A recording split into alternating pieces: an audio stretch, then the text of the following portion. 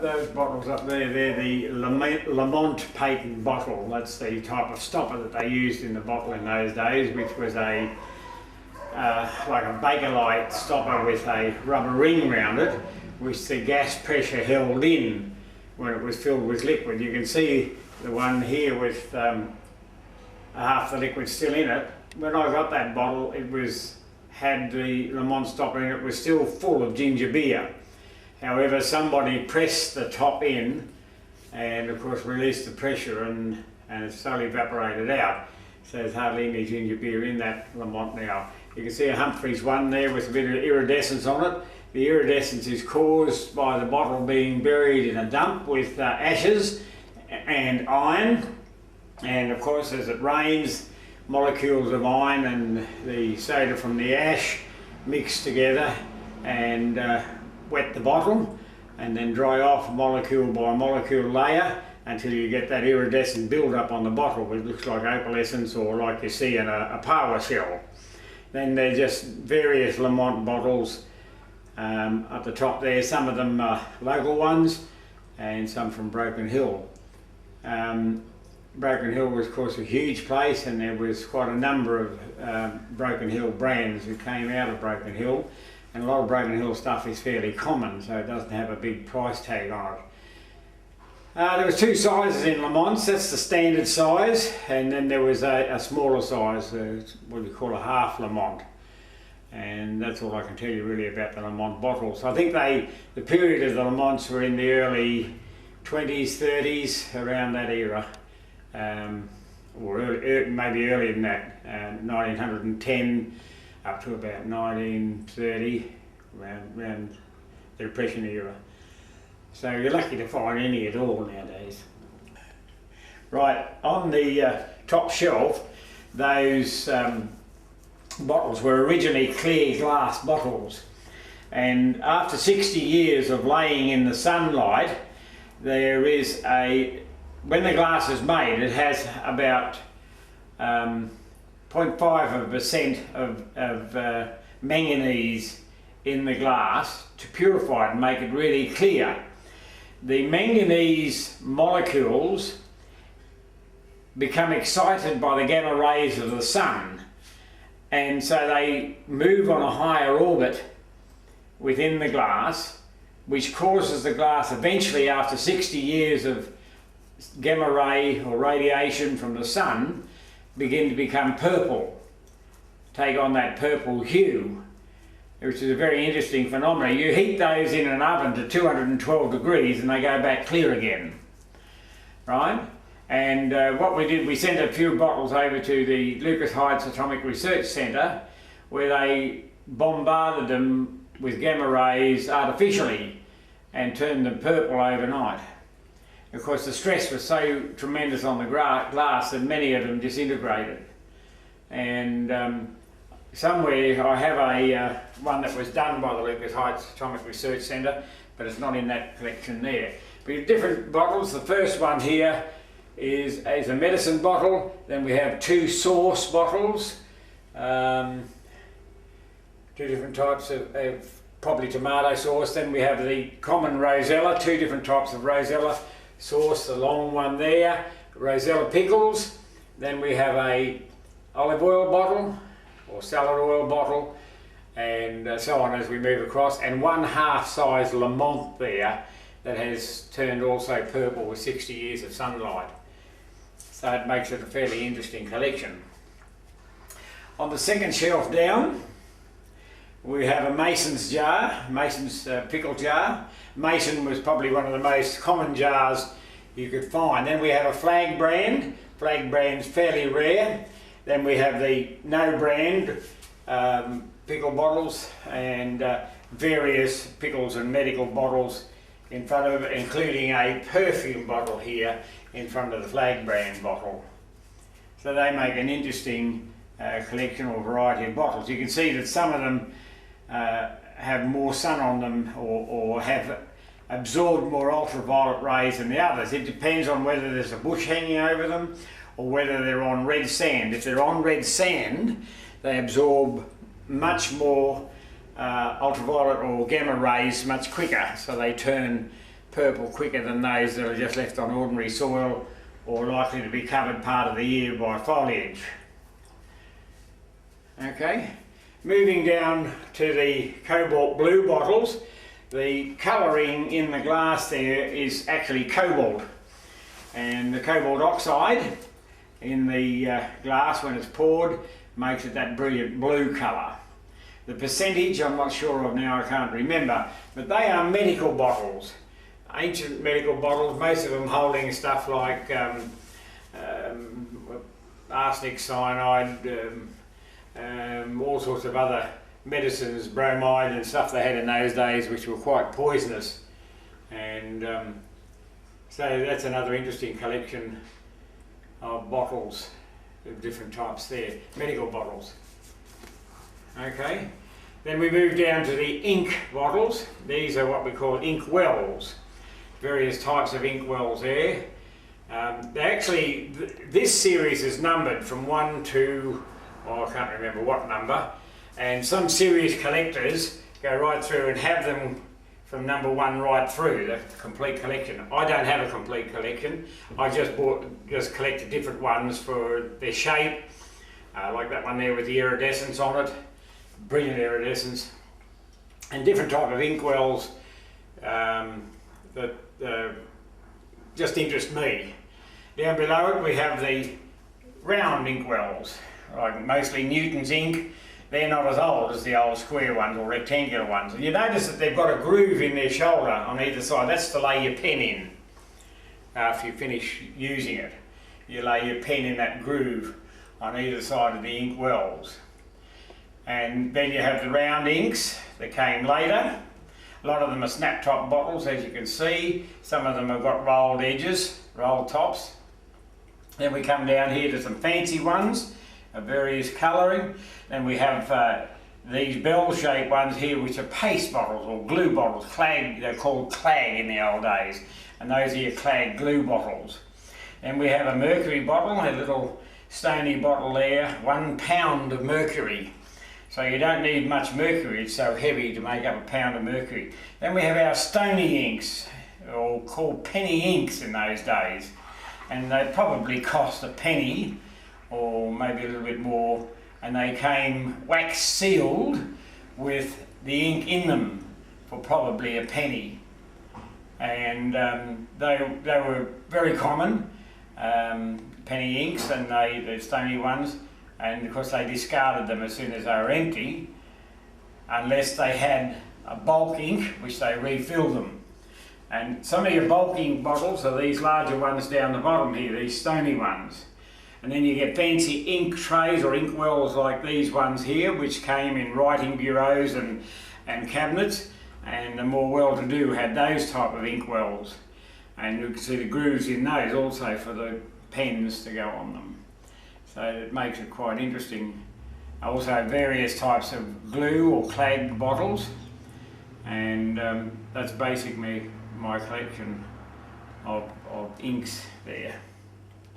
Right, the small bottle in the front on the top shelf here is a bitters bottle.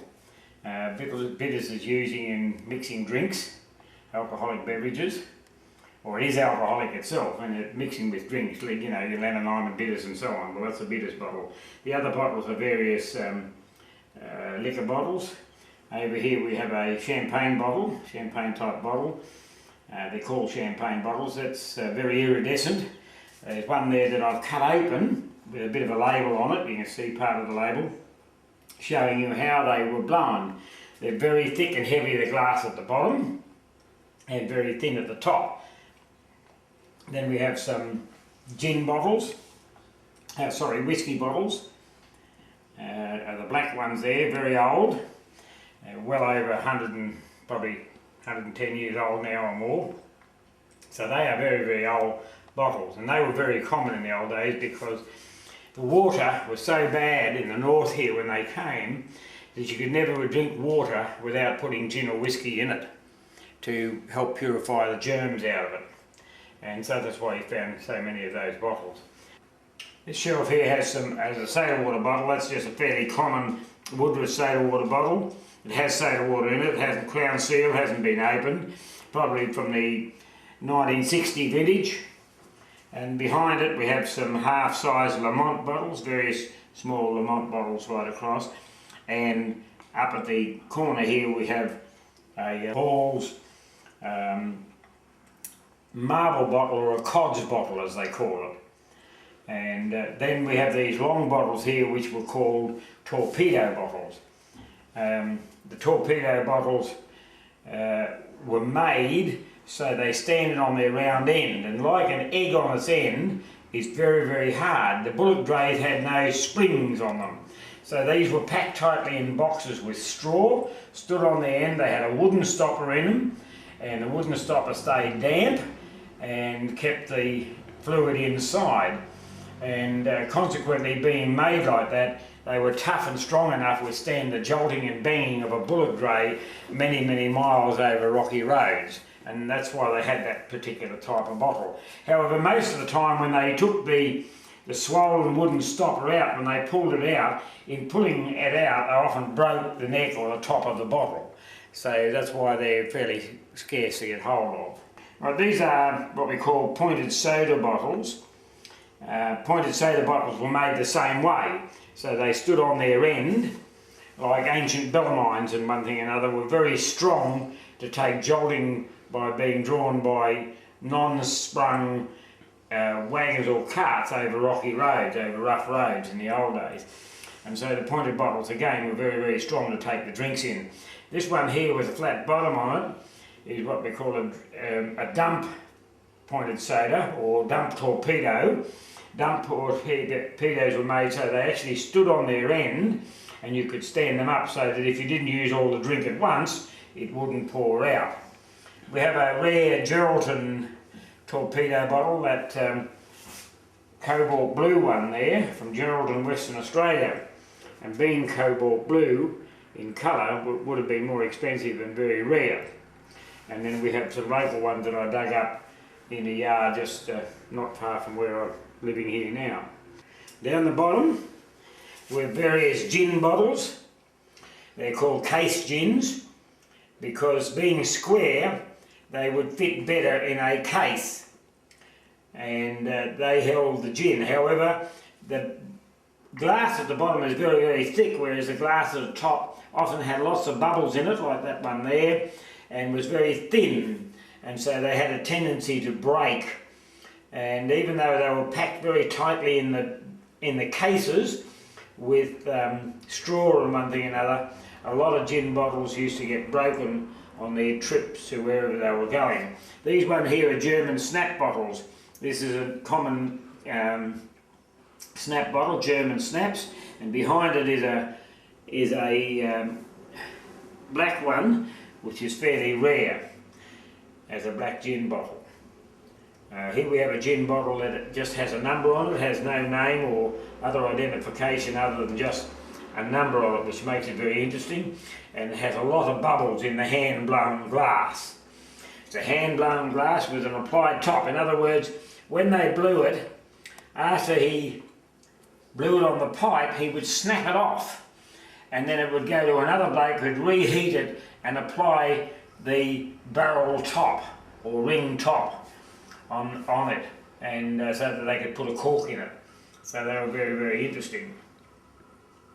A lot of work went into making those bottles by hand in the old days, and bottles of course were fairly expensive items, so it made your drink very expensive in the early days. Dusty bottles up the top are various types of Pickaxe beer bottles.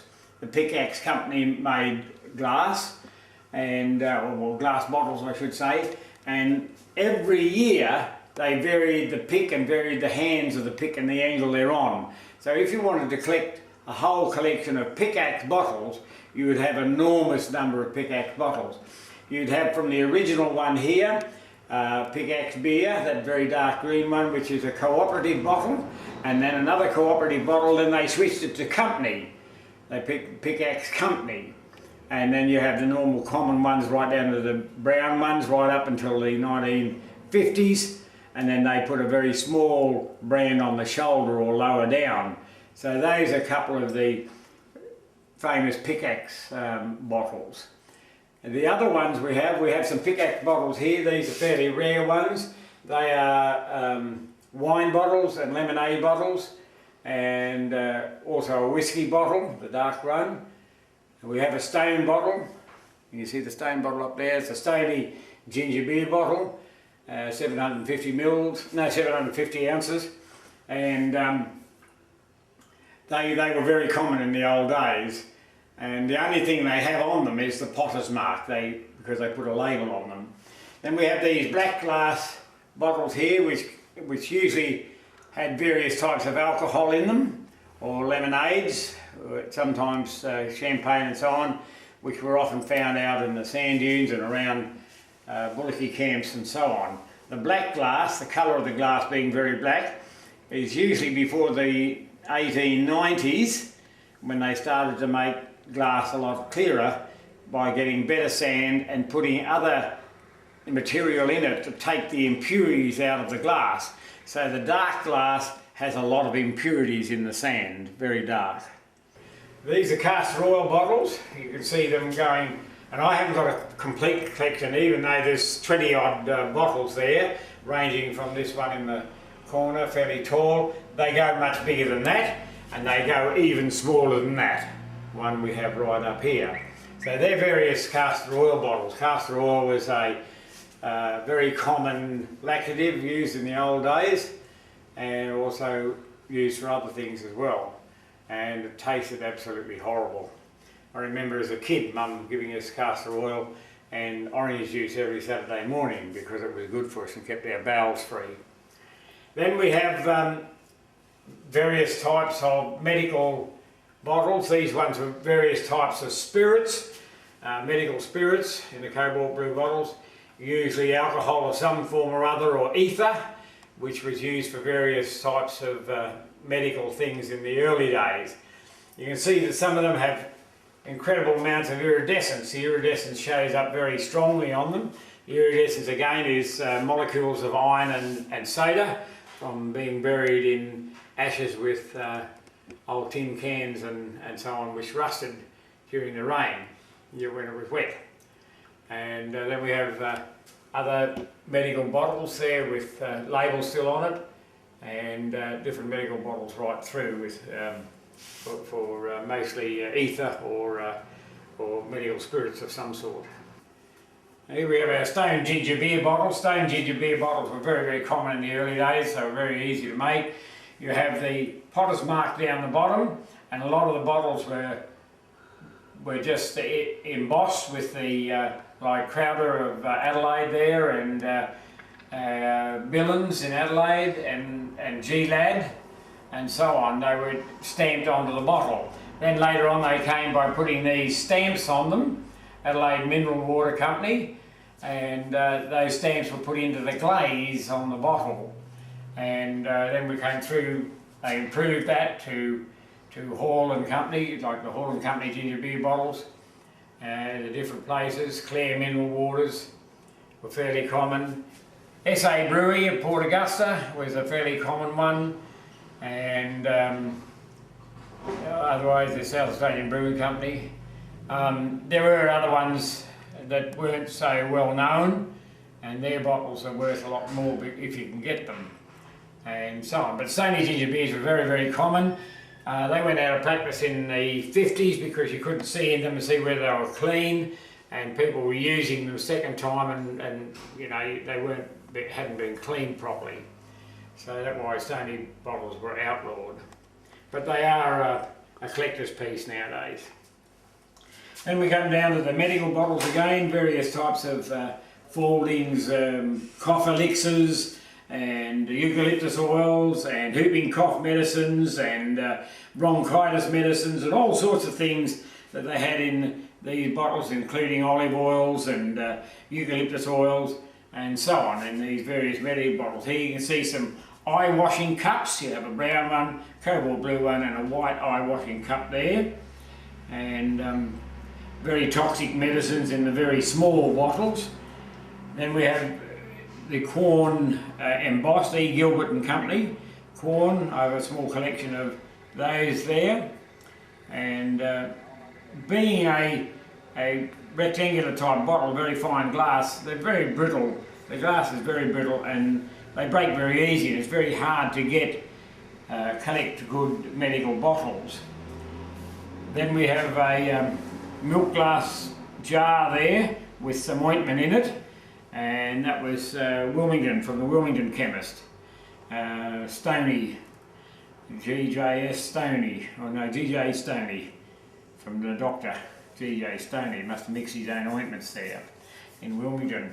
Milk glass bottles of various types, and of course salves and creams and one thing and another. And then again we went into the toxic medical type bottles there, which were probably arsenic or cyanide or one of those type things that they used. Bromide, there's some bromide bottles there.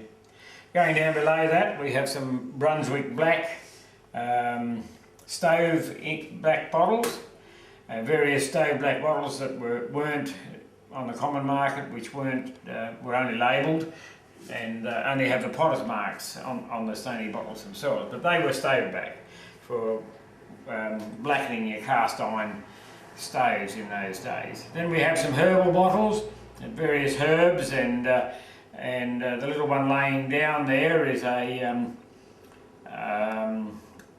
smelling salts bottle, and it still has the smelling salts in it.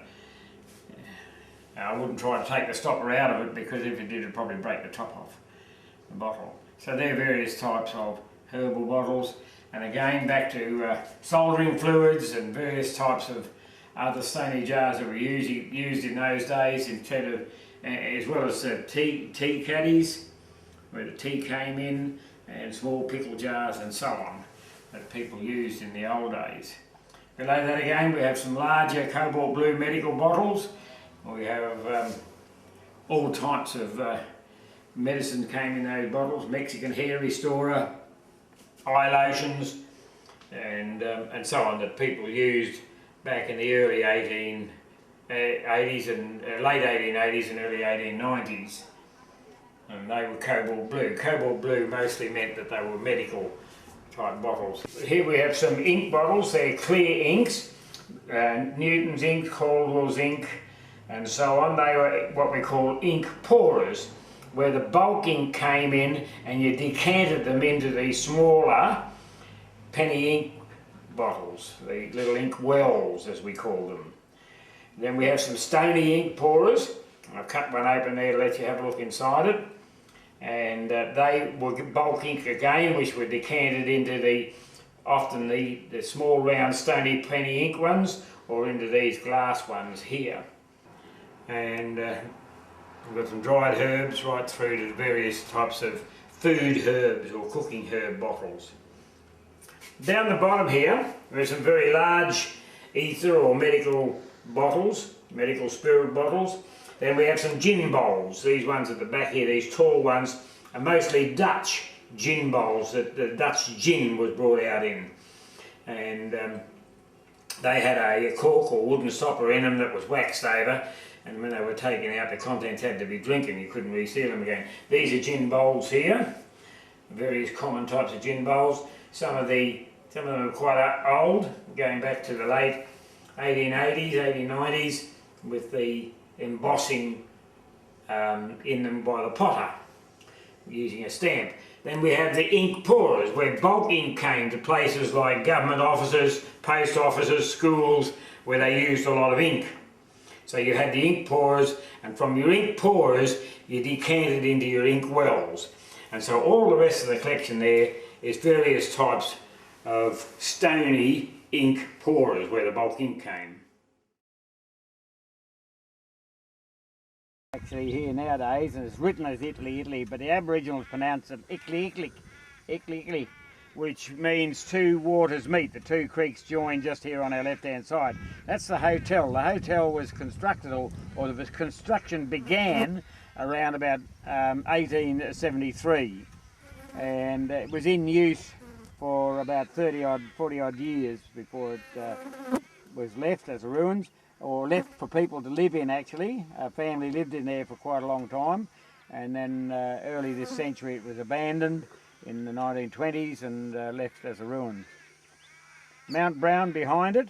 Mount Brown is the highest mountain in the southern part of the Flinders Ranges at 3,166 feet above sea level, or 986 metres, I think. 996 metres. This is the Spring Creek Copper Mining Complex. The mine is just up there a little bit. We'll have a look at that later on. This building was constructed here out of the natural rock to be the picking house, or what they call the picking house, is where they broke up the copper ore on hard wooden benches with hammers so that they would get the best ore out to cart away and smelting, leaving the rubbish behind. And it was very labour intensive and very hard work. Here you see they've used just ordinary mud and sand or gravel from out of the creek to hold the stone together. This particular stone is what we call a Wanaka Shale, and you can see the ripple stone. There's some good, very good ripple marks in some of the rocks as you see exposed there, which shows that it was very deep water and very fine sediment that made up this particular Wanaka Shale. So it's a very interesting rock indeed. Unfortunately, the building is now deteriorating, and it won't be long before it'll be a pile of rubble on the ground. Built in the 1860s, I might add.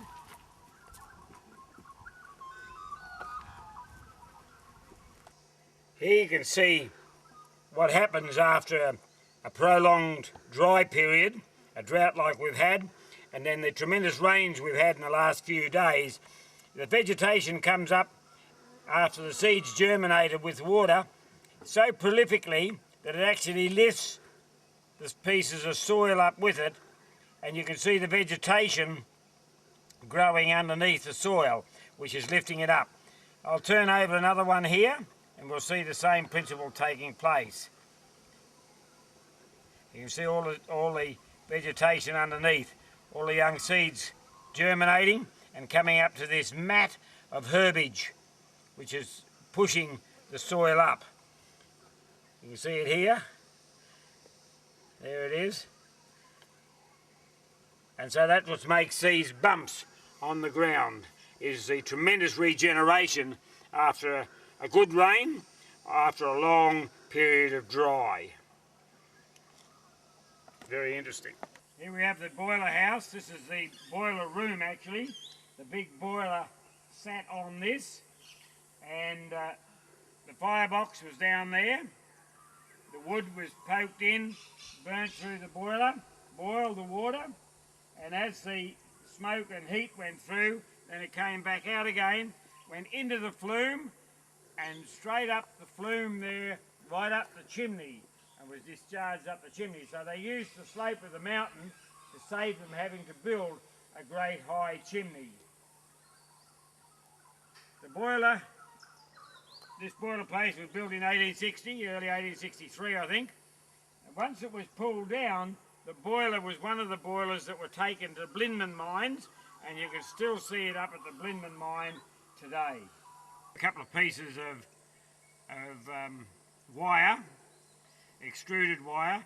Here we have a piece of very ancient, early extruded wire, very brittle, and as you can see, it doesn't rust a lot because of the carbon that is in the steel itself that makes the wire.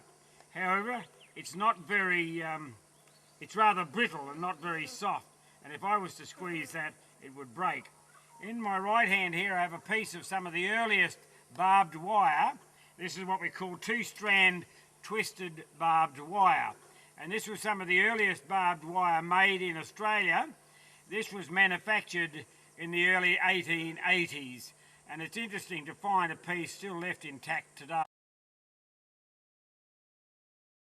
You can see some puric acid for burns. They're a type of gauze pad that they used to take with them in those days, some bandages and other type of material. Down here we have all the different medicines they took with them, quinine and ointments and one thing and another that they had in those days for all sorts of things that they thought would go wrong with them as they surveyed the railway line.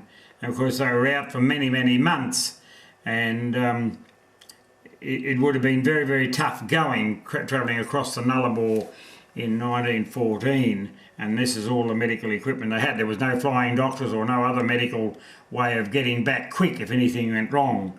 And so it was important that they had a good medical kit with them. There was probably, I mean, it looks fairly empty now, there was probably quite a bit more stuff in there, probably more bandages and maybe even a splint or two, and it may have had a lot more pads and dressings. But anyway, they've all gone now. There's a lot of Condy's Crystals down there too. Condy's Crystals was used in the old days, and there's all sorts of things down there that I can't remember the names of. The Cobalt Blue, the squat Cobalt Blue bottle there is a type of brill cream or hair cream that men used to put on their hair in the old days. And that was a fairly large jar, but probably used in a barber shop or something. Above it are some interesting cards, a pack of cards in a can, and then we have a dry cell telephone battery. I don't know what the grey powder is in that jar there. Then we have some Will's Vice Regal tobacco mixture, an ever-ready battery, long life battery, some Havelock tobacco jar, can rather, menthol toothpaste, baby's bottle, and then we have some doll's heads. These are ceramic doll's heads of different type, parts of dolls, and then we have bits of other things. We've got a pocket warmer, hand warmer for your pocket, and another ever-ready cell, and a small stone jar. Below that we have a souvenir back to Quorn 1928 photo of the original Quorn School, which is now the Quorn Area School. We have a lamp, small lamp, some more interesting bottles, a spice tin, McAlpin's a flour roller for making pastry, and this thing here is a pastry tool. That little wheel bar with a wheel on it is a pastry tool. Then we have a German bottle there with the writing on it upside down, and that makes it a very, very valuable bottle. That bottle is probably worth on the market today somewhere around about $200 odd or more. And we have the ceramic pie centre, which goes in the pies when you made a large pie to hold the pastry up so that it didn't squash down onto the filling of the pie. I think that's an ink pourer, an ink bottle of some type, and then we have various other types of medication bottles right along there, most of them with the labels on them and the contents still intact. Down here we have a sore throat powder, and we have a tobacco tin, and then we have a gas detector. Now this particular gas detector was probably given out with by the manufacturers of different gas systems that used in houses in the old days before electricity. And the idea was if there was any leaks you could detect the gas by that gas detector. And they were the gasometers that you had on your veranda that you put acetylene in or powder to make acetylene and water to make acetylene gas, and then you pump them up by winding a handle to pressurise it. Then we have various matchbox tins, 5 different types of matchbox tins and holders, and various types of matchboxes in that small collection there. I've got a lot more out in the shed out the back, a huge collection of them. The glass negatives, those photographic plates that are still sealed in their containers, never been used. Then we have some ointments, various types of ointments, and going right through to a crucible at the end here for probably smelting gold or something like that. Below it we have various medical bottles, Chook Chook game of cards, card game, various ointments and different types of ointment bottles, working right through to a cherry toothpaste, what do they call them, container, another type of cherry toothpaste container, different types of ointment containers there. Right down the bottom, of course, we have our clay pipes. These were called penny pipes because they cost a penny, and they're used to put your tobacco in them, fire them up, smoke them once and throw your pipes away. So we find hundreds of broken pipes, and sometimes we find some that are in good condition not used.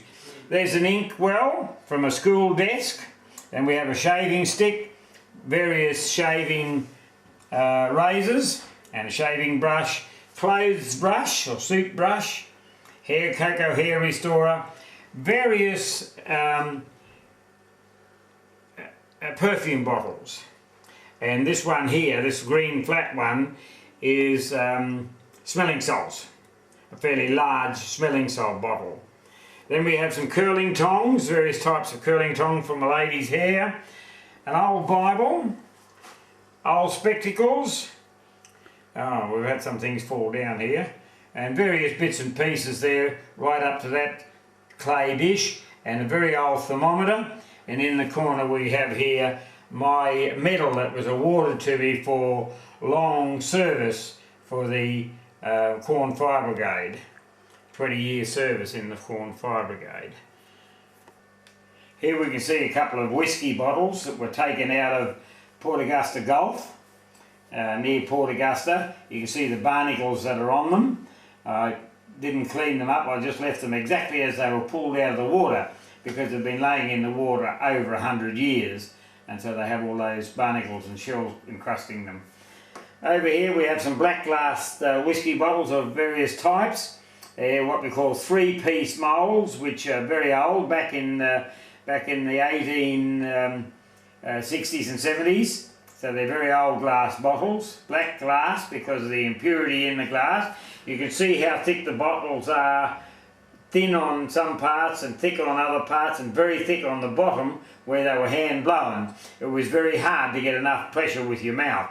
And you can see another one there that's cut, and the same principle. Different whiskey bottles. Then we have a Sedna medicated wine, which is very, very potent, 33% alcohol. Then we have some salad oil bottles. All those are various types of salad oil bottles. This one here, which we call the spiral neck type, is very, very iridescent. So it's been buried in quite a wet lot of ashes, and with iron with it, rusting tin cans and so on. Below that underneath we have various hip flasks for taking the whiskey with them. They drank a terrible lot of whiskey in those days because the water was so bad. If they didn't put whiskey in it to kill the bacteria, it would make them sick. So everybody carried flasks of whiskey with them, and the whiskey was sent up by bullock dray in these black glass bottles so that they could put it with the water or just drink pure whiskey if they like. But certainly the whiskey was used to make the water more potable and less toxic. Then we have a small coffee grinder or grinder of some sort or other, mincer if you like. We have various gin bottles or whiskey bottles here. These are the very, very old type. That's an old English one, 1809. Then we have an even older one, which is a bell-shaped one, 1792. An 1851 there that's very ornately engraved, very carefully carved on, very fancy done. It really is a beautiful piece of work. This little dumpy bottle here, black glass, is pre-1629. It came from the Batavia, the wrecked Dutch ship off the Western Australian coast. And so the ship went down, and we know it went down in 1829, so the bottle was probably pre that. So it's a very, very old bottle, and quite a valuable bottle. It's probably my most expensive bottle I have there. I'd say on today's market it's probably well over $5,000. Then we have a Chinese sake bottle, or whatever it was, so Chinese what was the Chinese drink they used to have? Oh, I've forgotten it now. Chinese type of gin type bottle, fermented, probably made from fermented potatoes or corn or something like that. These machines here are quite fascinating. This one is an apple coring machine and apple peeling machine. Now that belonged to my great-grandmother, and or was it my great-grandmother? I'm not too sure. My great-grandmother. My mother inherited it, and as a child I used to peel and core apples on that machine for Mum to make apple pies. Here's a much more simple one here. This one is also an apple peeling machine and an apple corer. Very much simpler and not as many working parts, but slower to use. And behind it we have another wine flask bottle, an English wine flask bottle that is very, very fine glass. Green glass, very fine and very delicate indeed. Below that down here we have various coal irons where they put hot coals in them. Very hot, heavy and dangerous to work with for the women to do their ironing. And here we have some Mrs. Potts type irons of various types there, and a stack of them at the back there. These ones here, from here on, are petrol or kerosene type irons. They used a accelerant of some sort or other, like kerosene or methylated spirits or petrol. There's all different types there in that on the bottom of the showcase. Okay, you can see the containers behind them there where they held the material, and you had a pump, and you used to put the pump on and pump up the pressure, and that would blow the fire into here when you set it alight and heat the irons up. They used to get very hot indeed. The pink material in the corner there is a rhodonite. It's a manganese silicate, sorry. It's a manganese silicate. And this particular type of manganese is a gemstone variety which is found near Tamworth, where they found a deposit of probably about 1,000 tonnes of it. Most of it was bought by the Japanese to turn into gemstone. They really love rare types of semi-precious gemstone material. And so that is a rhodonite, very lovely material to cut and polish. It doesn't look anything on the outside, it looks like a black rock, but when you cut it open on the inside, a beautiful, beautiful pink and banded material that polishes very, very nicely. Then we have a piece of travertine here, cave travertine, and that was found up near Blinman in the Flinders Ranges. Below that we have Maltese crosses. Maltese crosses are an aluminium silicate crystal which was cut and used for making buttons for men's lapels or something in the early days. We have a pyrohedron, this triangular type piece. Pyrohedrons come from, the only place in the world they're found is a crystalline quartz or agate form is in Brazil, and so you bought those from Brazil. In front of those we have some ammonites, fossil ammonites. Behind that we have a cut and polished piece of stalactite. Over here we have spheres. These spheres are cut and polished out of various types of local material. The one right at the back that looks like the planet Saturn is actually a piece of Flinders haze, which is a dolomite that is found out at Warren's Gorge and cuts and polishes very nicely. Actually they make cabochons out of it. In front of that is a fossiliferous material that's found up in the Brashner Gorge. It's a fossil type limestone material made of an algae, an ancient limestone or lime producing algae, very similar to the stromatolites that live in Shark Bay, Western Australia today. Behind that we have some Archaeocyathra. Archaeocyathra is about 540 million year old coral. 540 million years old, and that piece was found in the Brashner Gorge. The green one in front of it, this egg-shaped one, is malachite, the same as that triangular one. That particular malachite comes from Tanzania or Tanganyika or somewhere in Africa, and then there's various other types of sears, granite, and fossilised crinoids, more archaeocyathum, more crinoids, some moonstone, and some other fossiliferous material on those ones there. In front of it, and sprinkled in amongst it, is some cut gemstones, some topaz and citrine, amethyst, and other types of moonstone, which is a type of feldspar, and agates and so on. The agates are local agates that are found down near Iron Knob on a secret location down there. Further over we have some more types of gemstone and opals. We're getting into various types of opals. We have the big one at the back that's like a rainbow, is an opal painted lady from Endamuka. That is a thin layer of opal on some quartzite hard rock, and is very, very pretty when it's put there as a display piece. In front of it we have some milk opal, but underneath that milk opal is actually some beautiful jelly opal. It's one that I dug myself, and it's quite a valuable piece of opal, but I left a little bit of milk on the top of it for protection, and really I need to cut that milk off and repolish it again so as you get the fiery blues and greens and yellows of the crystal opal underneath it from Endamuka. In front of that we have a doublet of Endamuka opal. Then we have some cooked opal there, that which is potch, and a potch geode, or a potch thunder egg, just there near the bottle. There we have some amber. The honey looking stuff is amber.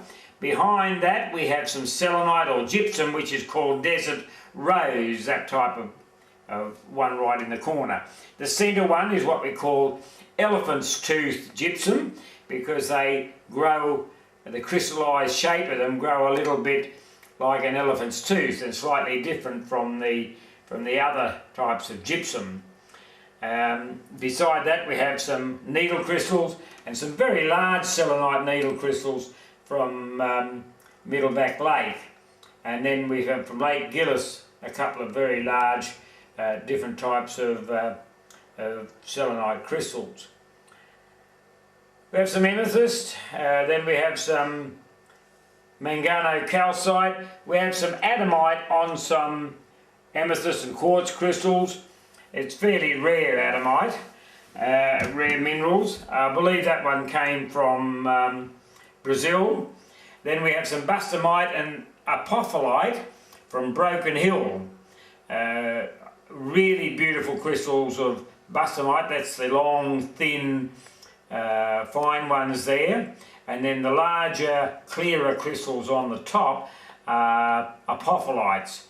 And just offhand I can't remember what the mineral of apophyllite is, but it's a fairly rare mineral, and those types of specimen are bringing very, very big money on today's market. Some chapazites from the Flinders Ranges, very interesting. Very few zeolites or chapazites have been found in the Flinders Ranges, but that's one of them.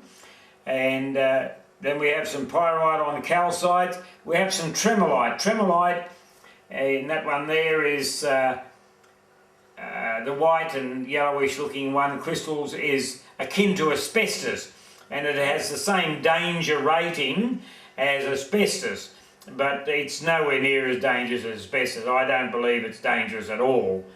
And then we have some picturite, which comes from Paratu up near Broken Hill, or on the way to Broken Hill.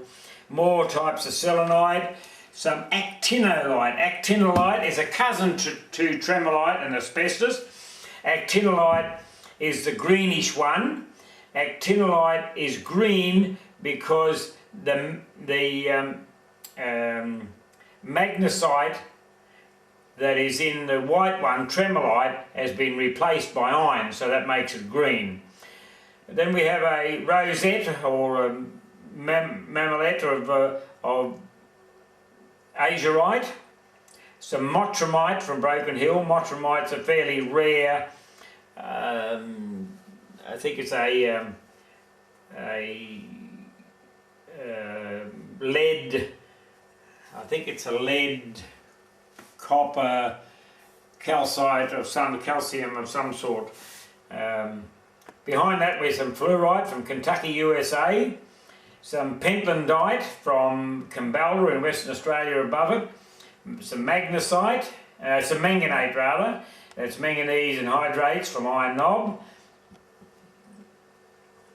ramsdolite, magnesite from Iron Knob, pyrolusite from Iron Knob, and specularite from up in the Flinders Ranges, further up in the Flinders Ranges. Below that we have various types of malachites or and azurites, which are copper minerals. Then we have a crystal there of garnet. That particular garnet is a pyrite garnet of the massive type, and you get those west of Broken Hill. Some smithsonite, some flume zinc from the Pirrie smelters, and behind that we have some stilbite crystals, the pink ones, or the orangey ones I should say, the orangey coloured ones are stilbite from Arkaroola. Stilbite is one of the zeolite families of minerals, and the zeolites, although fairly common, are very hard to find in good crystal shapes. Zeolites are fairly soft, they weather away fairly quickly, and it's very hard to find really good zeolite minerals, although zeolites, as I say, are very common with volcanic rocks right throughout the world. We have a barite crystal there, interesting barite crystal from our local mine here near Quorn, just south of Quorn by about 12 kilometres. Then some galena and some oconite. Oconite is a zeolite that's found in one place in the world, and that's from Pune in India. And it's mined there in some ancient, well not so ancient really, volcanic rocks at Pune in India. And all the material that's mined there is not really mined for anything else except as specimens to be sold around the world. And they find probably up to 9 or 10 different types of rare zeolites or zeolites at Pune, and they are mined solely for showcase purposes and collectors. Some pyrite crystals from Peru in America, and various pyrite cubic crystals there, and we have a large yellowy looking one in the background there, and that's what we call a devil's dice. That's a twinning devil's dice because there's a small one growing out of the large one. Devil dice are actually pyrite crystals, but what has happened over the eons of years buried in the rock, the sulphur has dissipated, leaving behind the iron only, and so it becomes a Girthite, which is a hydrous iron oxide or iron oxide and hydrate, and then when it's broken free of the rock you end up with these what we call devil's dice. We have a rare piece of chloritic calcite, the green one that's mined up here in the Flinders Ranges. Then we have some waverlite from Angaston. Just offhand I've forgotten what waverlite is. I think it's a zinc mineral. Then we have some phacholite. Phacholite is another zeolite from Tasmania. Some hemimorphite, which is a lead mineral from Pine Creek in the Northern Territory. The blue ones there, what we call chalcanthite. Chalcanthite is purely copper sulphate, and you get it in various forms. These crystals here have actually been grown by man. They've been grown in laboratory conditions, and to make it look natural, this one has been allowed to oxidise, so it's a paler blue. Above it we have a rare iron knob or iron coated selenite crystals. Actually the iron is sort of impregnated through it, iron oxide, from the mine workings at the Lee Creek coal mines. Then next to that we have a very rare, the only one I've ever seen or ever found, nail hole quartz geode from the Mount Painter area in Arkaroola. If you look at the nail holes, you can see the nail holes growing in. It probably was Lamontite, which is an ancient volcanic zeolite, or it may have been nail hole crystals or crystals of selenite, needle crystals of selenite. But when I look very closely at them, although nobody has given me exactly what minerals they are, even the museum doesn't know, we prefer to think, because of the shape of them, in other words being square, that they are actually Lamontite crystals. And the Lamontite was growing. The silicon quartz in a liquid form grew in amongst it and solidified. Then the Lamontite was leached out, leaving the holes, which we call nail holes, but in this case it didn't completely fill the cavity, and so therefore we have terminations on the quartz crystals within the cavity, making a vug of quartz crystal. And it's very, very unique. One of the world unique specimen. Down below us here we have a rosette of quartz from Arkaroola, from the same area.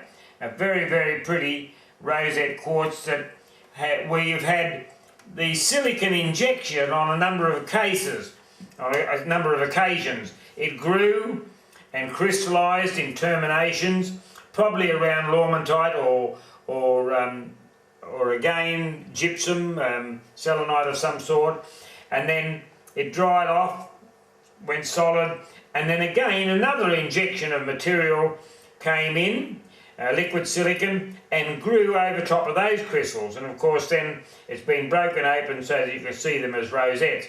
Behind that we have a marvellous specimen of azurite and labethonite and malachite, along with tenorite from Spring Creek Mine down near Wilmington.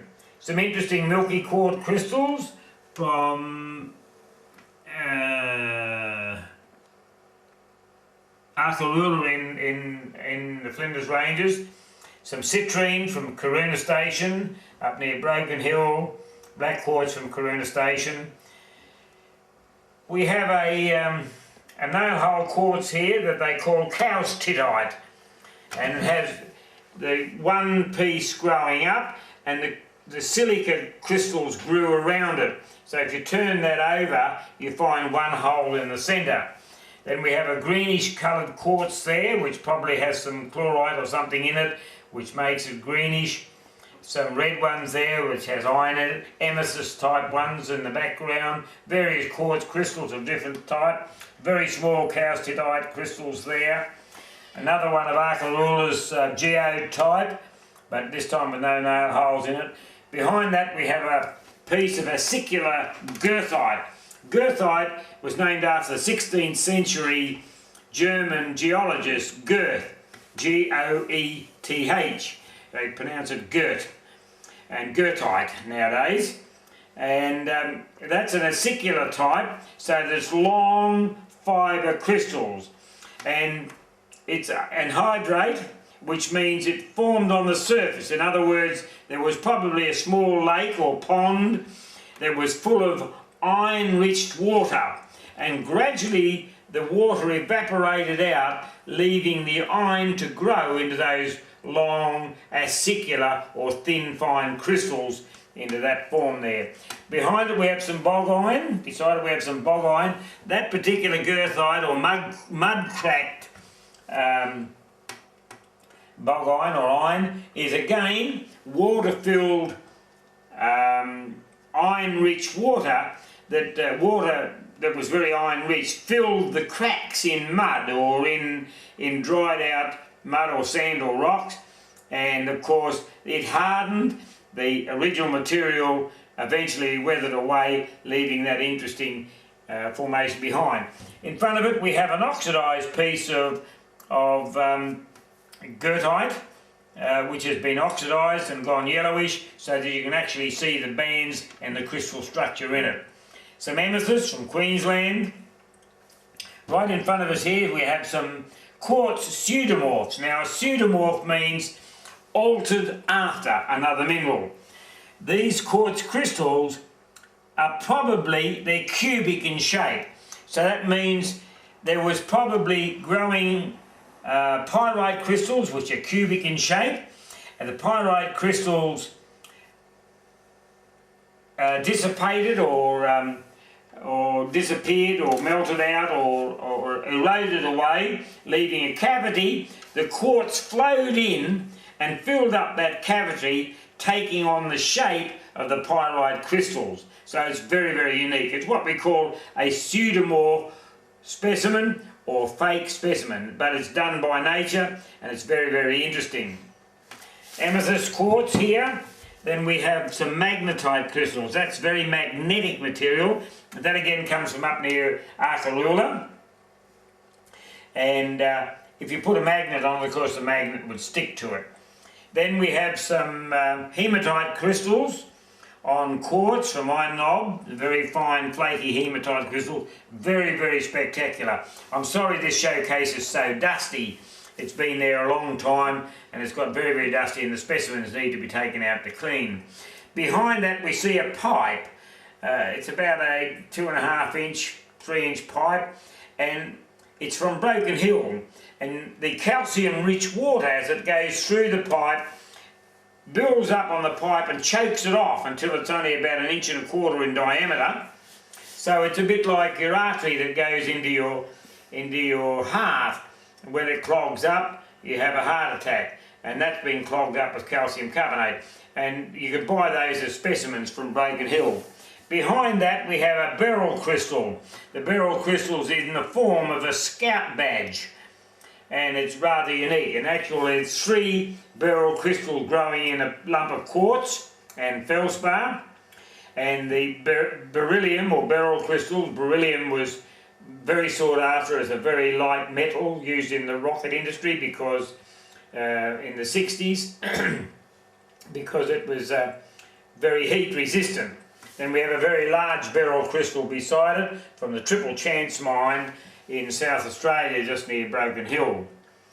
In front of that you can see some iridescent Girthite, an excellent specimen of iridescent Girthite from Iron Knob, and some peacock ore from Iron Knob, and various selenites behind that, what we call dogtooth selenite. And here we have another pyrohedron from Brazil, and that's a geode pyrohedron. In other words, it's hollow inside as a geode, and you can see the crystal structure of the material inside. This shrub here is the Acacia victoriae, or elegant wattle. It usually flowers in about middle to late October in this area, and it's quite an incredible bush. It has a prolific number of seed pods on it, and you can see these seed pods here.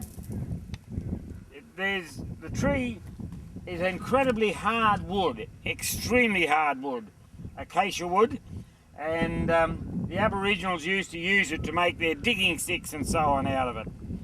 The seeds are absolutely prolific on it, and as you can see here, the seeds are still in this one. Even though we've had tremendous rain and taken most of the seeds and seed pods off the tree, we've still got some there.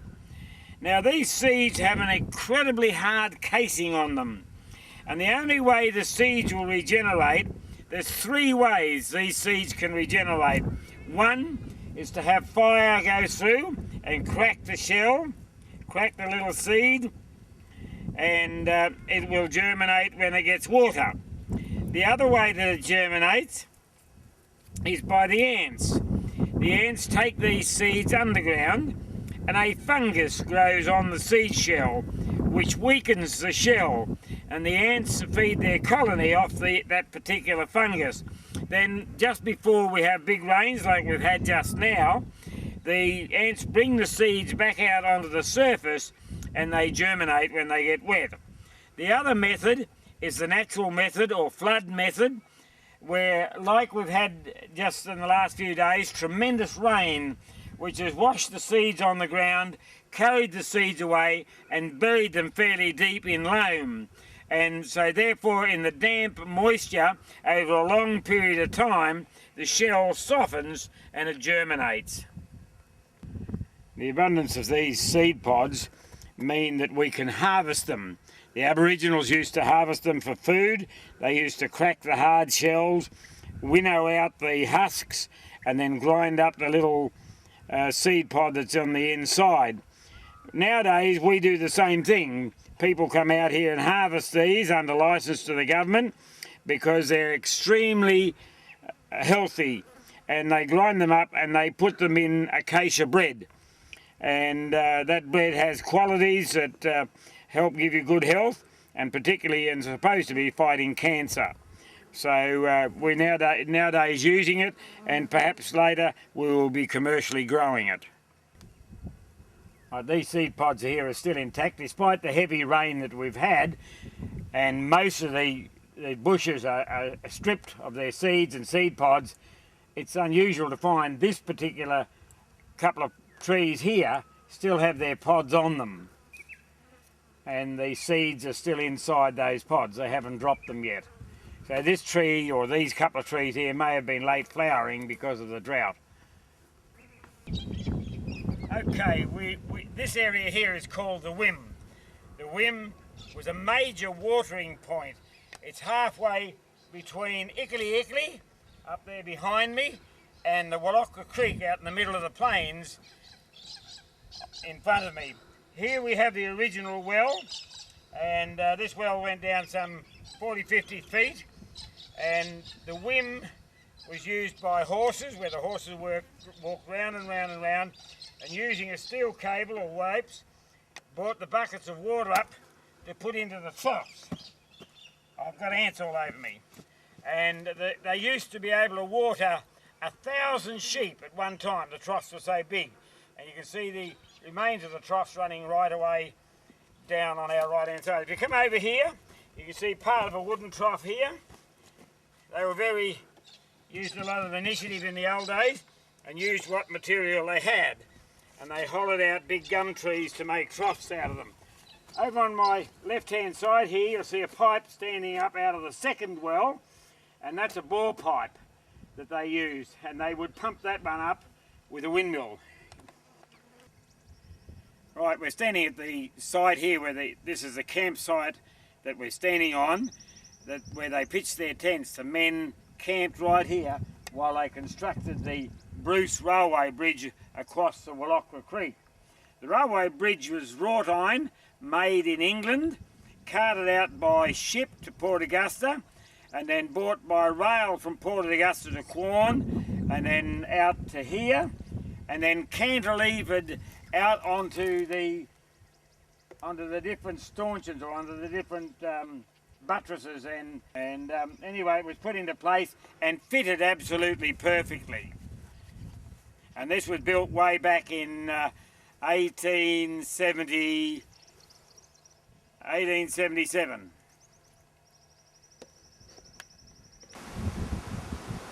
Right, here we can see a classic example of the power of the floodwaters that came down this creek 4 days ago. As the water came down, the water was higher than where my hand is now. The pressure of timber hitting the tree, and the water pushed the tree over, so ripped it right out of the ground. So this eucalyptus, which is a river red gum, Eucalyptus camaldulensis obtusa, has been destroyed by the power of the water. Here again we can see the power of the floodwaters. You can see the massive size of this tree behind me, and how it was just totally ripped out of the ground and dumped here by the floodwaters.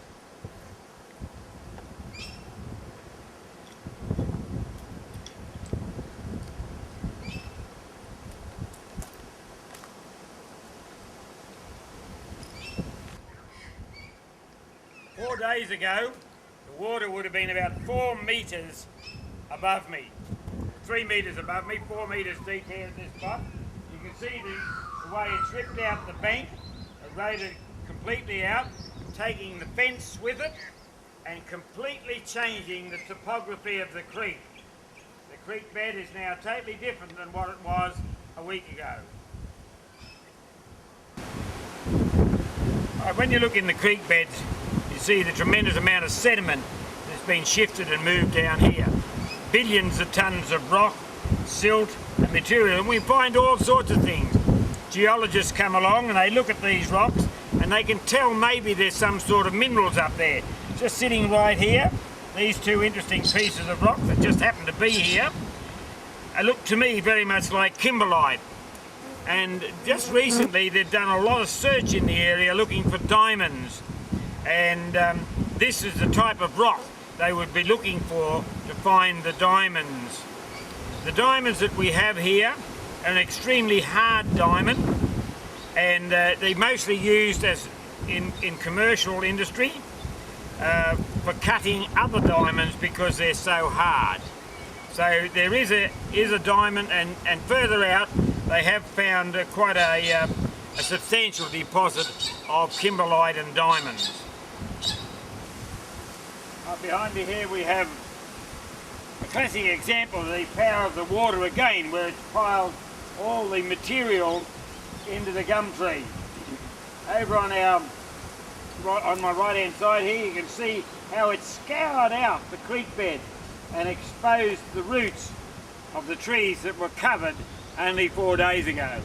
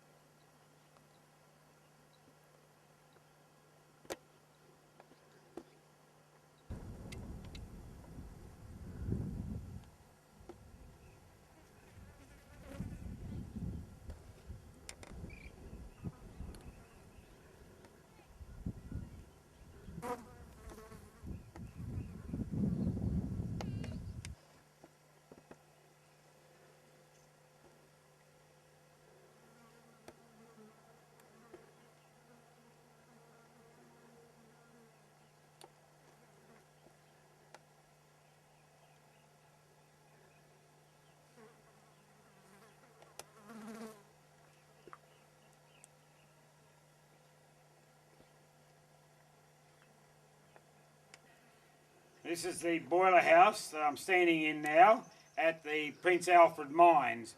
There were two very large boilers situated in this boiler house. They were stoked up from this position here, and the fire and smoke went into the flume, up the flume, and then up the chimney.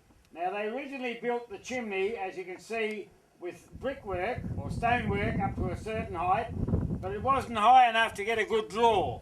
So they brought bricks in and continued the chimney up twice the height so they get a very good draw on the boilers to make enough steam to drive the winder that was in the winder house here. The steam engine and the winders sat on this huge big block in here, and the cables went out through the windows on the other side to the poppet head to wind the stuff up from anything up to 300 feet below.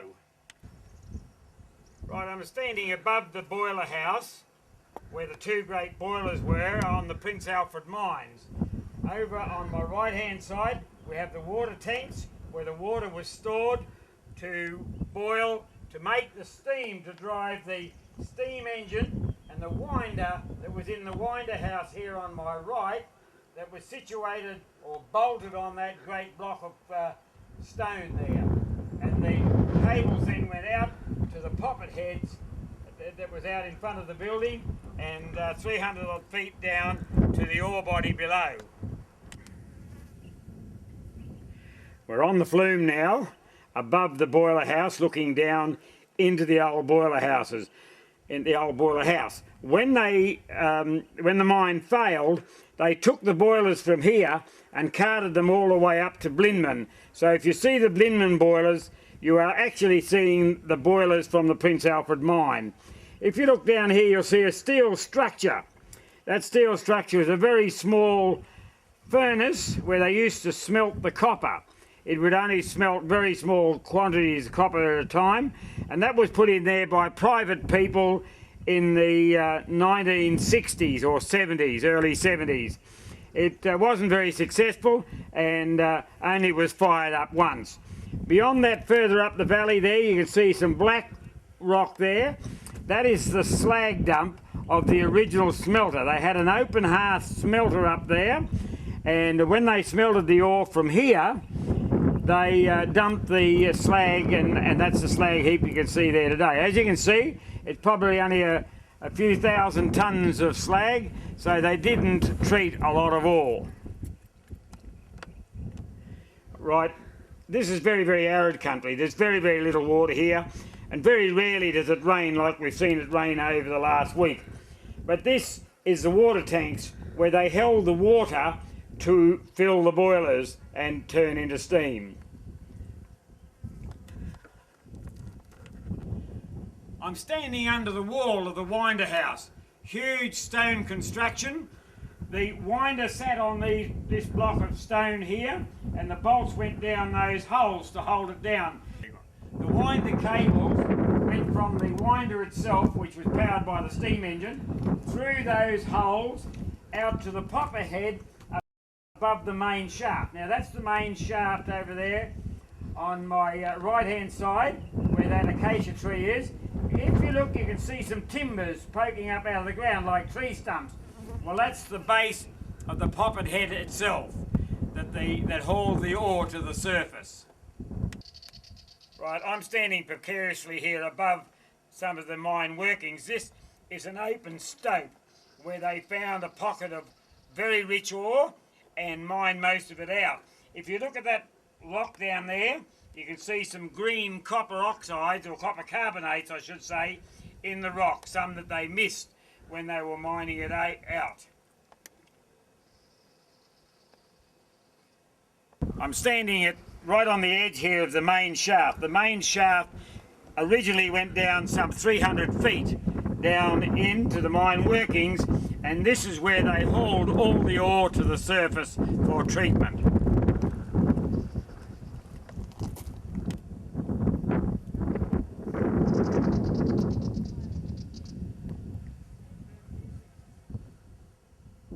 Right, the original workings closed in around 1879, but they reopened again during or just after the war era in 1940s and 1950s, and did some small workings here. They built all that concrete work over there, put in some crushers and acid leached the ore and then smelted it in the furnace.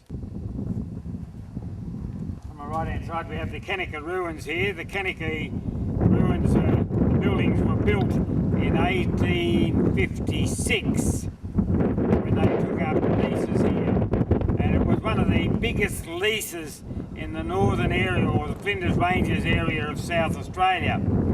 And as you can see, the buildings were quite extensive, made of the stone that they picked up here laying on the ground, and most of the stone is archaeocyatha. It's a 540 million year old limestone formation, fossil limestone formation. And the walls were constructed out of that using the local sand and limestone that was burnt further down the creek. Over across the road there we have the single men's kitchen and single men's quarters, and then every fireplace that you can see was a hut or dwelling of some sort where people lived in the early days.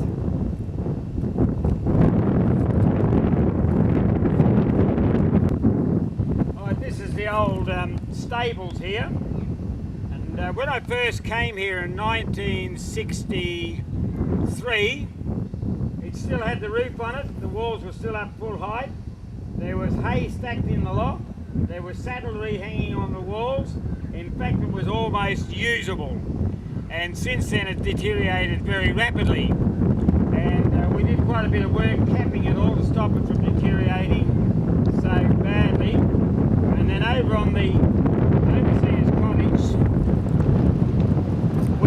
put in concrete lintels. We made up reinforced concrete lintels to put in above all the doors and windows to stop the building collapsing, and then we put cement capping on top of all the walls, and we did this back in about late 1980s to protect the building and stop it falling apart.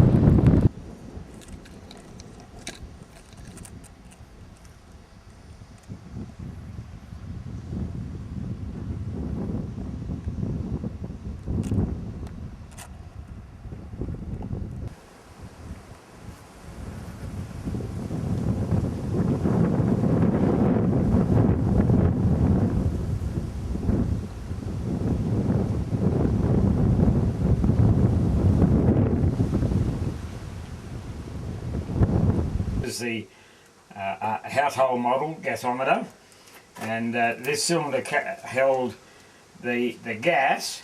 I don't quite know what this handle's for, but over this other side was where you put the acetylene in and the water and pumped it up, and the pressure went into the tank here and then fed through these lead pipes into steel pipes that went right through the house to run the gas lamps.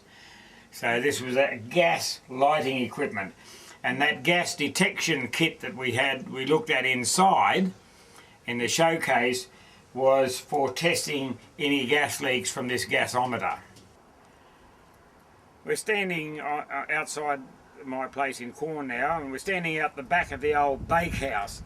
This beautiful old stonework we have here is the wall of the northern wall of the bakehouse.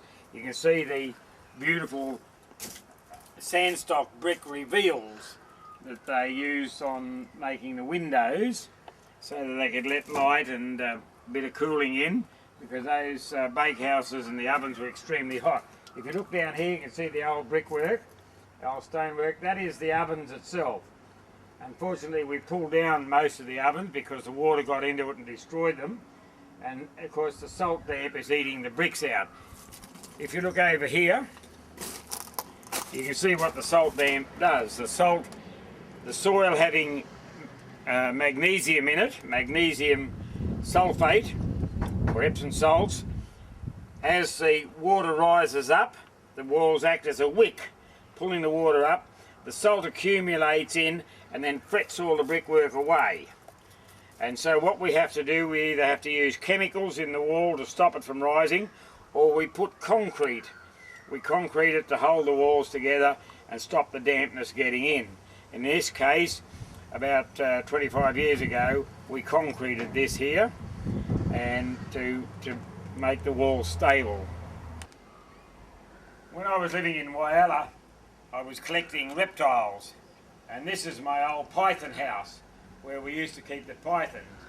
It's had double glazing on it, it's fully insulated, and had heating inside so as to keep the temperature fairly even. And we had a number of pythons in here, and that was our python house. When we moved it to Quorn here and put it here, this was Nikayla and Kim's playhouse. It was their cubby house, and then for Angus's second birthday, I think, we built that section on over there for the kids to play in out of the heat, and made a sand pit there for them. Well, we're looking at Pandora here. Pandora is a real skeleton. She came from India. She possibly was about 65 years old when she died. Her sutures are complete on her skull, which means she would have been at least 60 years old. She has very good teeth, so she came from a fairly high caste. Small frame. If you look at the pelvis region, you can see that the pelvic joints are quite free, so she has given birth to children. She bore children. She has very little arthritis in her body, so she was fairly healthy.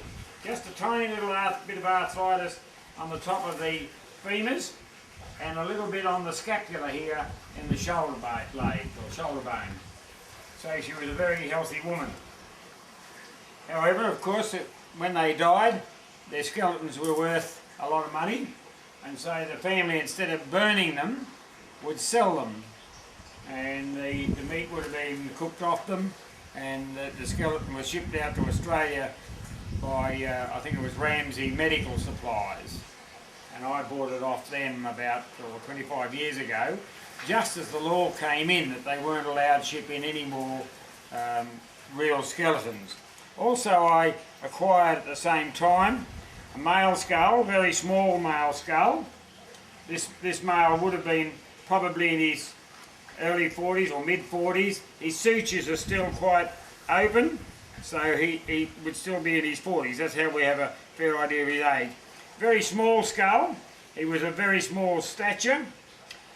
His teeth are very bad, so he suffered from malnutrition.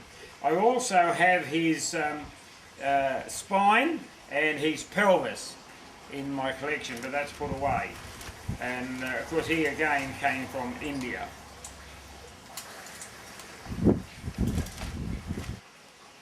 Okay, well, you saw most of my collection inside. This is some of the collection we've got in the shed. We've got Pandora the Skeleton. This is my medical collection that was in the shed. When I started collecting medical bottles, most people weren't collecting medical bottles. At the moment, they're a big collector's item, so now's the time to sell them on the market. As you can see, there's quite a few blank spots. I've already been selling stuff off, so I'm getting rid of some of the collection. There is a bloke has rung me up who wants to have a look at it, and he will probably buy the whole collection. Up here on our left hand side we have fairly large bottles, most of them stony bottles or clay bottles down the bottom for storing commercial products, and up the top you've got some others. There's a square one there which is an old glass battery. The insides of course are gone, and then we have some hair oil or what is it, shampoo from hairdressers and so on. Then moving along we have a collection of beers and wine bottles. Up top of it we have more commercial hair restorers or hair oils and all that type of thing. Up the end there we just have various of types of medical bottles which have been dug up out of dumps everywhere. There's medical bottles, there's perfume bottles, there's Bovril bottles, there's soft drink bottles. There's just about everything there that in the small bottle range. Over here on our right hand side we have some more amethyst bottles which have been turned amethyst by the gamma rays of the sun, and most of those are saucers and pickles and that type of bottle. Then we have some more stonies here of different types, and a soda fountain, and a few very old beers and alcohol bottles on the bottom there. Right, this is my backlit showcase. Backlit showcases are used for showing off coloured bottles and showing the imperfections in the bottles. You can see the bubbles that are in the glass when they blow the glass, and it makes it very, very interesting. Over here you can see a classic bubble in the glass of the bottle. These are Brunswick Black bottles, and Brunswick Black is a stove black, a type of stove polish for the old cast iron stoves in the old days. Here we have a couple of pickle bottles of types and medical bottles. Coming down here we have of course another pickle bottle, and this is a London Pickles, and it's because it's got a embossing on it, makes it more valuable. Then we have Snaps bottles, from Burke Snaps and so on, American German bottles. Coming down here we have a Castle salt jar. This Castle salt jar is quite valuable because it's very rare, but unfortunately the sun came in, cracked the glass of the showcase, heated the bottle and even cracked the jar, so it's quite valueless nowadays to most collectors, but I'm going to keep it for my own collection anyway. So that's my backlit showcase. Here we have some black glass. This is very black glass. As you can see, the light doesn't shine through it at all, and it's very, very old. It's a 3-piece mould, and sorry, it's a 2-piece mould. No, it is a 3-piece mould with an applied top, and that black glass is the impurities that was in the glass would have been made around about in the early 1850s or 1860s. Right, on the top shelf there we have a Girthite geode. It's not really all that much to look at, but geologically it's very interesting that it's formed in that particular shape. Normally you don't get Girthite in geode shapes. Behind it we have some marvellous malachite in barite from the barite mine just out of Quorn, the Great Gladstone barite mine. And below it we have a very large specimen of acicular malachite, some very, very fine crystal structures there which are very, very beautiful and rather rare to get nowadays. Over here we have some Rhodonite in quartzite from with biotite from Radium Hill and Carnotite and quartzite. Carnotite is a very radioactive material, and that's some of the ore that came out of Radium Hill. Behind it we have another nail hole quartz specimen from Arkaroola. Coming over here we have some more Carnotite. The Carnotite in that particular specimen is from Radium Hill. You can see the yellow. The more yellow it is, the more radioactive it is. And the metallic looking mineral is Davidite. Davidite is uranium ore, and we can see a lump of Davidite in front of us. Carry that around in your pocket and you're bound to become irradiated and have big problems. Down below us here we have varying quartz crystals from Arkaroola, very large rosettes of quartz crystals with various colour zonings which make them very beautiful indeed. Really large, showy, museum type specimens. Coming over here we have another very unique crystal, and this one's another pseudomorph. We talked about pseudomorphs the other night. Pseudomorphs where the silicon dioxide or quartz flowed in to take up the cavities of other type of minerals that were eroded out, leaving the cavity. Anyway, that was probably one of the zeolite minerals there, and it's taken on in the form of quartz, which makes it very unique. Very large termination quartz crystals here from Arkaroola. And then this rosette here, very beautiful thing from Arkaroola, is apricot colour zonings by iron. The iron has got into the silicon dioxide when it was forming to form that beautiful orangey colour. Up here on this specimen of quartz from Arkaroola, or from Radium Ridge at Arkaroola, is very fascinating. If you put it under an ultraviolet light in the dark, it will fluoresce because it has radioactive materials in it, and it fluoresces a brilliant green, an absolute brilliant green. Another quartz crystal beside it from Arkaroola, and we have we'll have to shift the camera. Right, that white specimen there is dogtooth calcite from Broken Hill.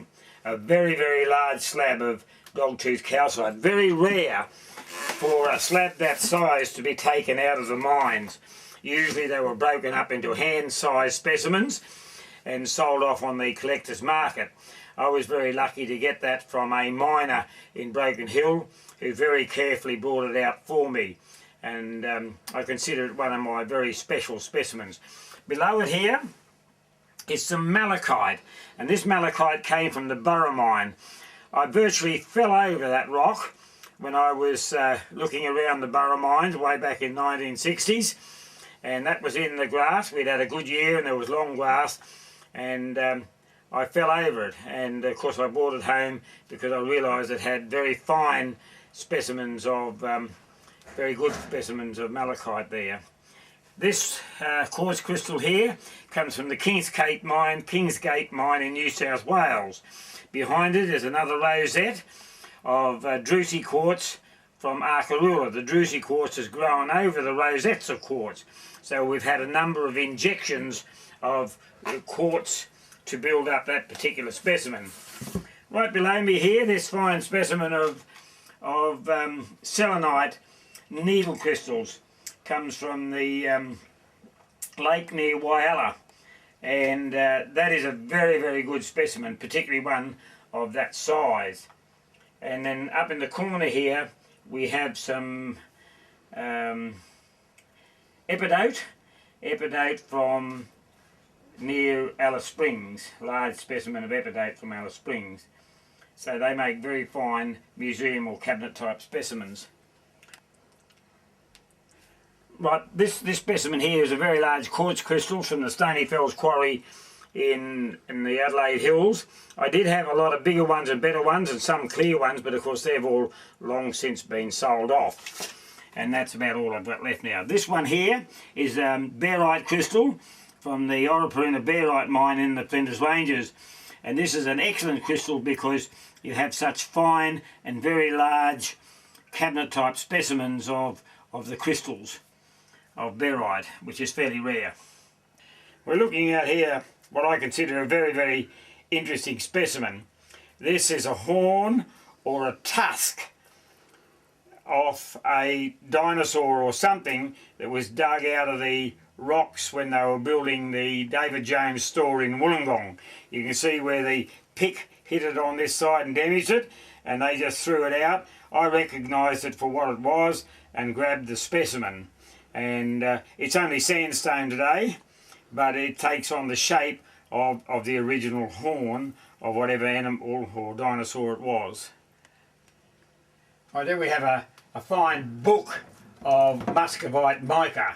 That Muscovite Mica, as you can see, is very fine, very thin, and mica was used as an insulator in heat in the old days when they got it out in books like that. Here we have some satin spar selenite or gypsum that comes from the opal fields at Cooper Pedy. Down below us here we have some salt specimens. That's halite or salt. This one particularly comes from Panatti Lagoon. It's greenish colour because it has copper in it. And this one comes from the same area, but that's clear. Then we have another form of selenite or gypsum crystals that is growing there. Below us we have some needle crystals, another very good cabinet specimen of needle crystals from Lake Middleback, which is just west of the Middleback Ranges, west of Whyalla. Here we have some fossil material. This is what we call modern fossil. This modern fossil material is called tufa. It's probably only a few thousand years old. All it is calcium or calcium carbonate or calcite secreted over sticks and leaves and straw, and you can with an algae, of course. And it's before the sticks and leaves completely rot out, it's completely replaced by the calcium, and that can be found in and around the hills just out of Quorn here, and we call it tufa or fossilised straw or sticks around old water holes and springs that have hard mineral water. Here's a raised bore specimen from Broken Hill. It has zinc in it, it has garnet in it, and they put the small tube for finding the specimens or minerals. Then we have some dogtooth selenite, and over here, I'll shift that glass, we have some chalcanthite.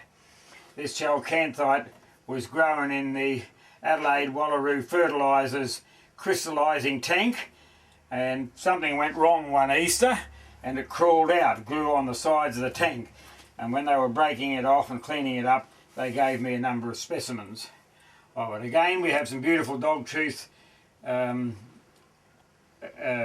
calcite crystals from Broken Hill, a very fine specimen indeed.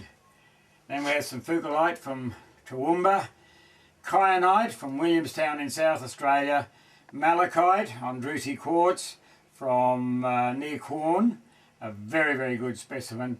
And here we have some azurite and malachite from Spring Creek Copper Mine, and a big stalactite. Right, that's the wrong tag. This is a calcite specimen, or a stalactite type calcite cave specimen. So this is grown in caves where there was dripping water, and this came from the Bakalawi caves where we were going to visit, and because of the floodwaters we didn't get there. But it's a very, very lovely specimen of cave formation.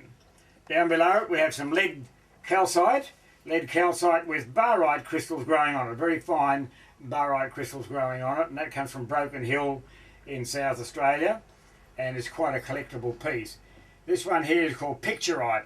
Picturite comes from one mine in the world, and that's the Paratu Copper Mine, and it's a very complex copper phosphate silicate that we just named picturite, and it's very, very pretty showcase specimen.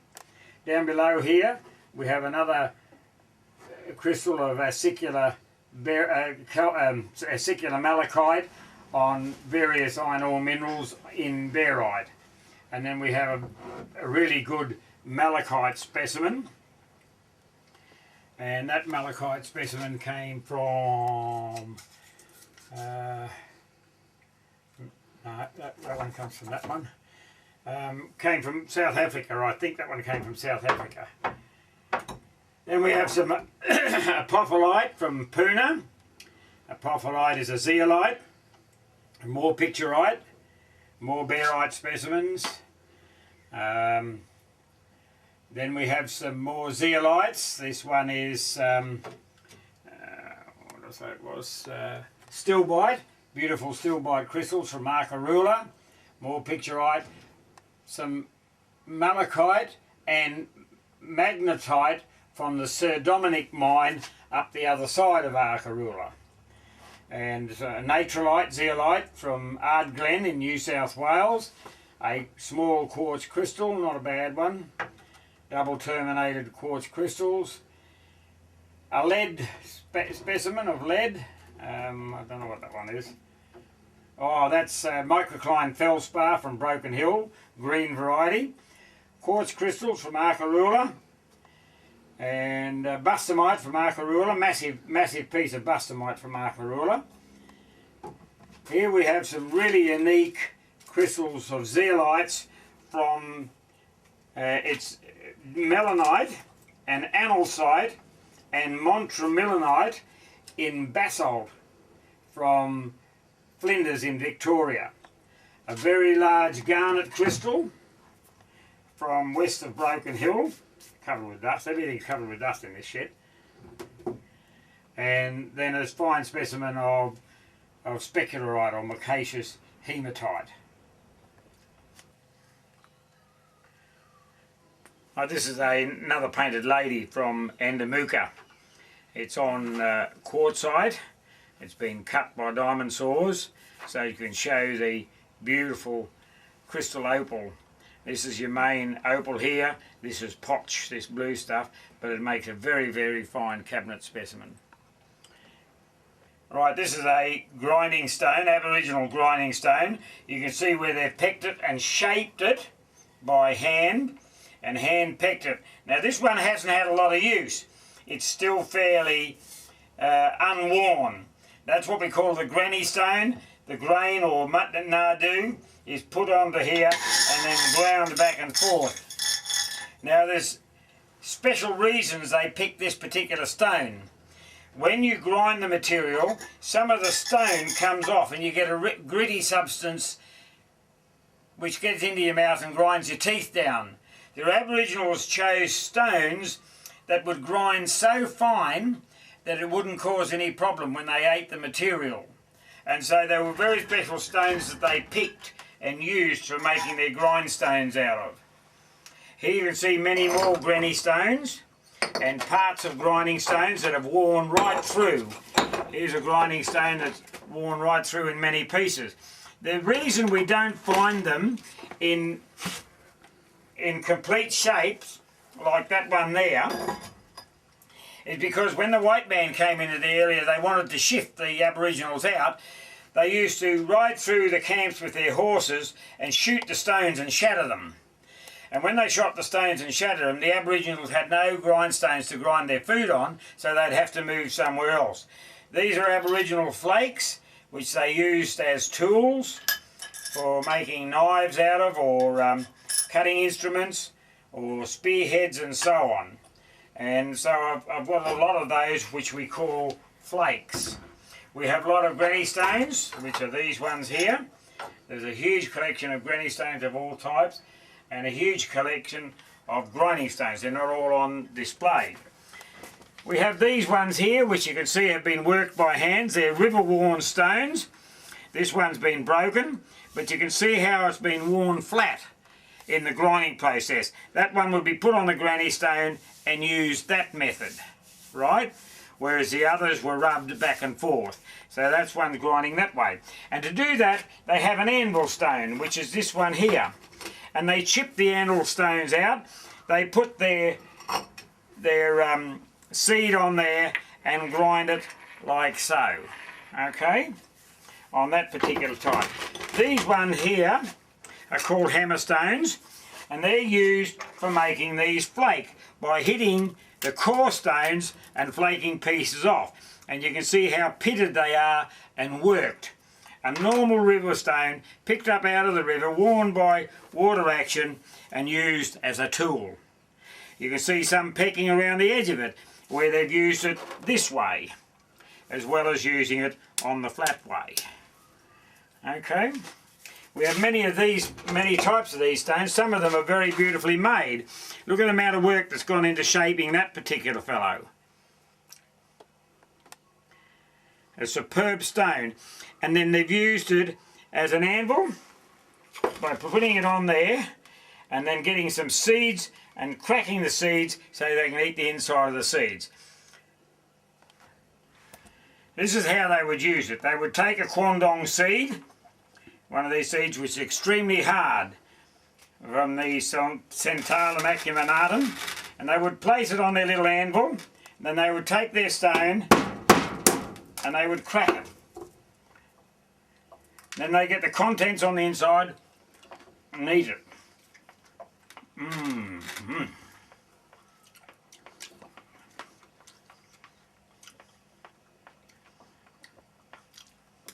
Right, this is a quartzite piece of material, very hard quartz material that the Aboriginals used as a grindstone or an anvil stone, but it obviously broke. So what they did is used it as a core stone. They would take one of these hammer stones, they would strike it, probably putting it on their leg, strike it on the edge there like that, chip a piece off it, which would come off like this. Then they would work the edges by using applied pressure. They'd get another one, like so, and they apply pressure to it, which flakes a little piece off.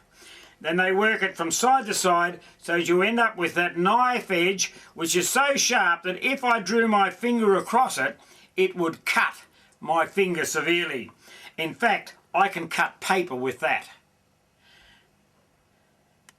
When the white man came in with sheep, the sheep were easy food for the Aboriginals. They used to run down the sheep and kill them. They would get the wool off and they would make string out of the wool by rubbing it on their legs, using animal fat, the fat from the sheep itself, or kangaroo fat, and ochre to colour the string, to make string bags and whatever they required the string for. Of course, the white man didn't like that, so that's why he wanted to get rid of the Aboriginals. Tools. This is an old boomerang that I pulled out of the sand dunes the other side of Warrakimbo Gorge. And unfortunately, it's been laying there for such a long period of time that most of it has broken up. And I only got small specimens of it. Also, we had some digging sticks, which are made out of acacia wood, extremely hard. They've probably been laying in the sandhills for nearly 100 years, and most of it's broken up or disappeared, or white ants eaten it, or so on. And this is another one that came with it. Some of it was on the surface, some of it was under the surface. The piece that was under the surface on the sand is fairly well protected and still almost in its original form, whereas this surface piece is very much weathered. Here we have one that hasn't been damaged at all. This one's in perfect condition, and see, we have here the resin that they put on the top to stop your hands from sliding off, and that is a very, very hard nulla or killing stick, which was used to whack the wounded kangaroos over the head and dispatch them. Here we have a digging stick. This digging stick is pretty special because not only is it a digging stick, it's a message stick as well, where they have their the message carved into it. And this would tell a story of their travels. Here is the tribe, group of tribe. At this point, a small group left for some reason or other and went in another direction. The tribe then continued along, camped at this particular site for probably a number of days, and then it moved on, camped at this site for probably 3 days. Again, they broke off and moved in another direction, or they went in another direction, while some of them continued straight on, and they met back up at this point here. Right? Then they continued on for this point, and so it goes round and tells us the story of them moving up and down their various tribal lands, hunting food and camping. It's a digging stick because it has a sharp point and it has a tail on the end of it. Now this one's a fairly modern one. We know this one's a modern one because if you look at the cuts on the edge of it, they've been made by an iron tool, probably an axe or a machete or a knife of some sort or other that they could hack it away with. Whereas this fine work has been done the traditional way, the ends of it on both ends were done by white man's tools. So it was early in the era when white man came that this message digging stick was made. Right, I'm opening a bag, plastic bag here that has the resin from the Black Boys. It has an absolute magnificent aromatic smell.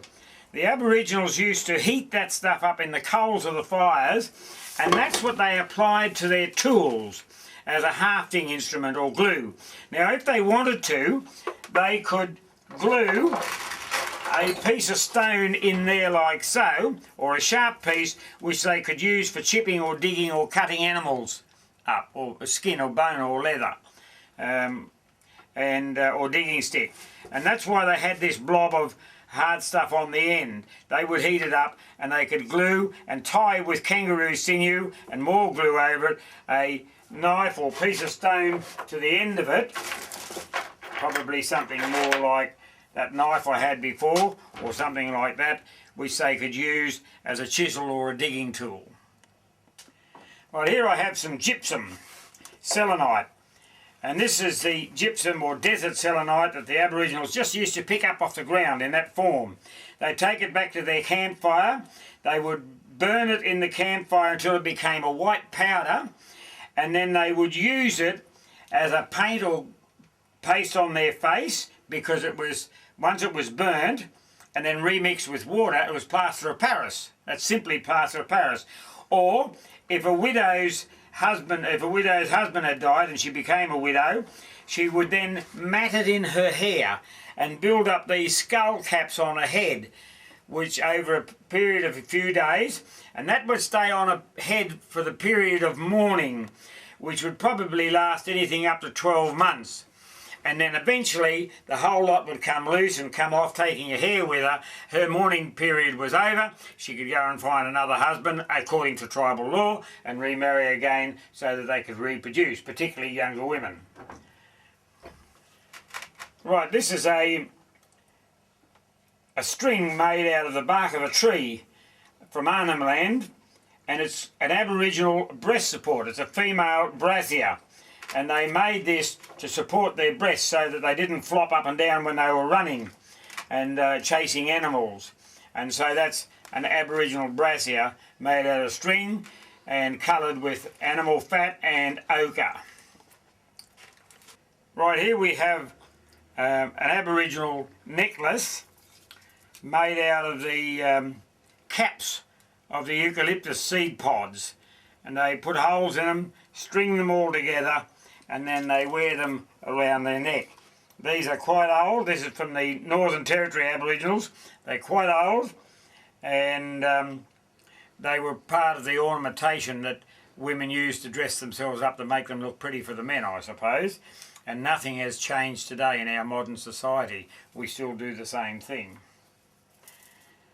Also, I have various amounts of ochre that the Aboriginals used to paint with. And ochres come in various colour. That one's a white ochre. Take him out of the bag. That's a very good white ochre. You can see it on my hands there.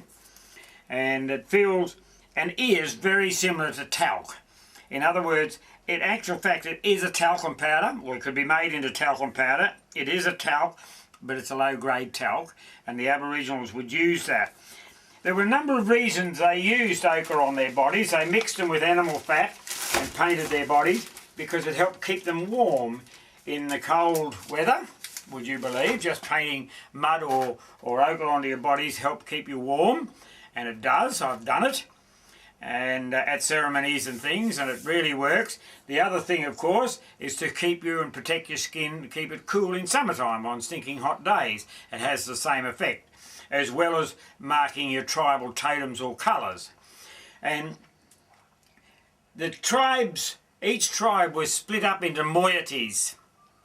They worked on what they call the moiety system, so that you end up with family groups or subgroups which work so that there could be no intermarrying, so that you couldn't get a crossing of the genes. They were very clever the way they worked it out. And each moiety group had a colour denoted by who they belonged to. If you were black, then you'd be probably were the black snake or the crow, right? So the only ochre you could use to paint with was black ochre, right? If you were the white cockatoo, then you would use white ochre. If you were the a snake, maybe, you might use yellow ochre. Or if your moiety was the kangaroo, you'd probably use red ochre for the blood of the kangaroo and meat of the kangaroo. So they, and you could only paint and use that colour according to your moiety. So when you see the caves in the mountains and you see various colours, there's various moiety people or artists painted those. They are not painted by one person, because one person can only use one colour.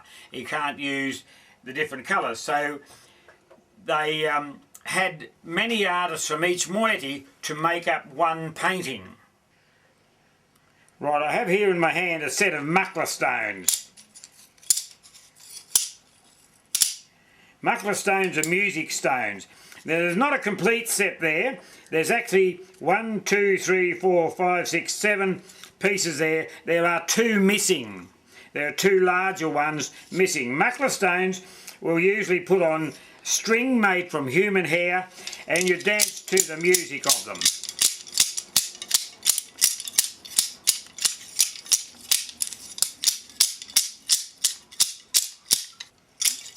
These muckler stones are extremely rare. I'm told this is the only almost complete set of muckler stones in the world.